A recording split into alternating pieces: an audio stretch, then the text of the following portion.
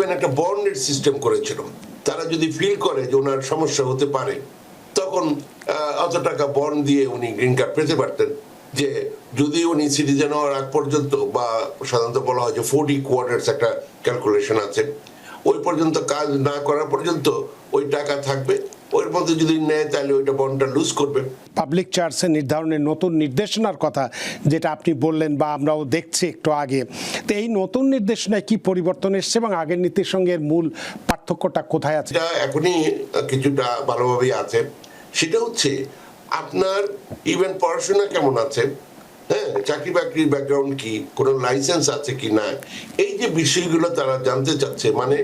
মানে আমি বলবো এটাকে একটা চাকরির ইন্টারভিউর মতো আপনাকে দেখতে হবে। আপনার কাছে একটু পাবলিক চার্জ নিয়ে জানতে চাই, কারণ পাবলিক চার্জ নিয়ে এটা একটা চর্চিত বিষয়। অনেক আমরা আলোচনা করেছি অতীতে পাবলিক চার্জ কিভাবে কাদের উপরে প্রয়োগ হবে, এটা পড়লে কি কনসিকুয়েন্সেস হতে পারে ইত্যাদি। তো এই যে আজকে যে পরিবর্তনের কথাটি বলা হচ্ছে, যে এই পাবলিক চার্জে নির্ধারণের নতুন নির্দেশনার কথা যেটা আপনি বললেন বা আমরাও দেখছি একটু আগে, তো এই নতুন নির্দেশনায় কি পরিবর্তন এসছে এবং আগের নীতির সঙ্গে এর মূল পার্থক্যটা কোথায় আছে যদি একটু বুঝিয়ে বলেন। ব্যাপারটা হচ্ছে যে প্রথম ট্রাম্প আমলে একটা কড়াকড়ি একটা সিদ্ধান্ত হয়েছে। এটা পরবর্তী যে প্রশাসন আসলো বাইডেন সাহেবের আমলে, তখন এটাকে চেঞ্জ করে কিছু করা হয়েছিল, যার ফলে যারা মেডিকেড, ফুড স্ট্যাম্প বা স্ন্যাপ হাউজিং অ্যাসিস্ট্যান্স, এগুলো এই ধরনের কিছু জিনিস, মানে সবগুলো না, কিছু কিছু জিনিস নিতে তারপরও তারা গ্রিন কার্ড পেতে পারতেন। হ্যাঁ, কিন্তু এখন যে জিনিসটা করেছে ওই রুলটা মানে বন্ধ করে দিয়েছে, বাতিল করে দিয়েছে। তাতে করে ওই আগের প্রথম ট্রাম্প আমলের যে ব্যাপারটা ছিল ওইটা আবার সামনে চলে আসবে। তাতে করে মানে এই জাতীয় জিনিস যারা নিয়েছে, হ্যাঁ, তাদের গ্রিন কার্ড না হওয়ার কথা। কিন্তু সুখের খবর এইটাই হচ্ছে, এরকম কোনো লিস্ট দেওয়া হয় নাই যে কারা কারা পাবেন না, মানে ফুড স্ট্যাম্প নিয়েছেন পাবেন না। ওইটা অফিসারদের উপরে।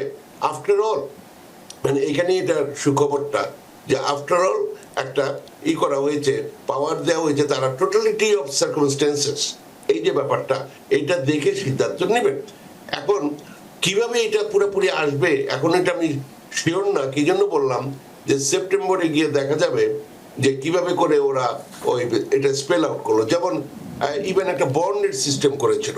তারা যদি ফিল করে যে ওনার সমস্যা হতে পারে, তখন অত টাকা বন্ড দিয়ে উনি গ্রিন কার্ড পেতে পারতেন।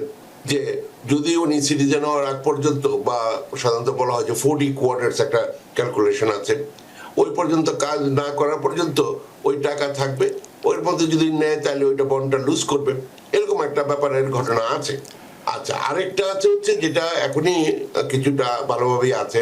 সেটা হচ্ছে আপনার ইভেন পড়াশোনা কেমন আছে, হ্যাঁ, চাকরি বাকরির ব্যাকগ্রাউন্ড কি, কোনো লাইসেন্স আছে কি না, এই যে বিষয়গুলো তারা জানতে চাচ্ছে। মানে আমি বলবো এটাকে একটা চাকরির ইন্টারভিউর মতো আপনাকে দেখতে হবে।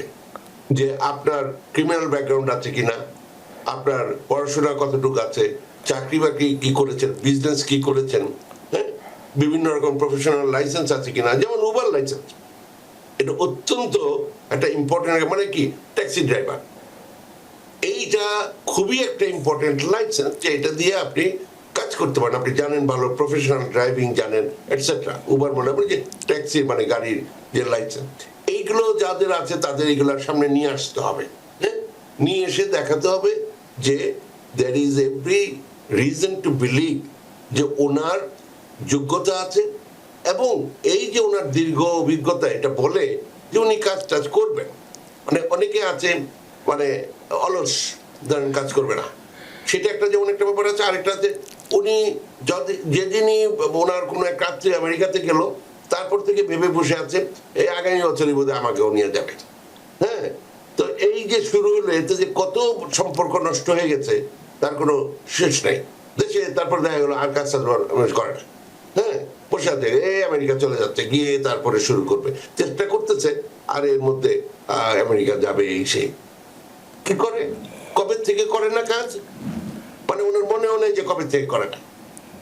আই জাস্ট হোপ এটা শুধু নিউ ইয়র্কের লোকজন দেখতেছে না, বাংলাদেশের লোক দেখতেছে, ইটালিতে দেখতেছে, বেলজিয়ামে দেখতেছে, ব্রাজিলে দেখতেছে, বিভিন্ন জায়গায় তাদের আত্মীয় স্বজন আছে, তাদের জন্য অনেকে এরকম অ্যাপ্লাই করে রাখছে। এই যে অ্যাপ্লাই করে রাখছে, ভাইয়ে করেছে, বাবা করেছে, মা করেছে, তারা যে কি কষ্ট করে এখানে সেট হয়েছে তাদের কোনো ধারণা নাই। ধারণা থাকার কথা না, বিকজ এটা বুঝবে না। এত কষ্ট করে তারপর আবার অ্যাপ্লাই করতে কতগুলো টাকা লাগলো।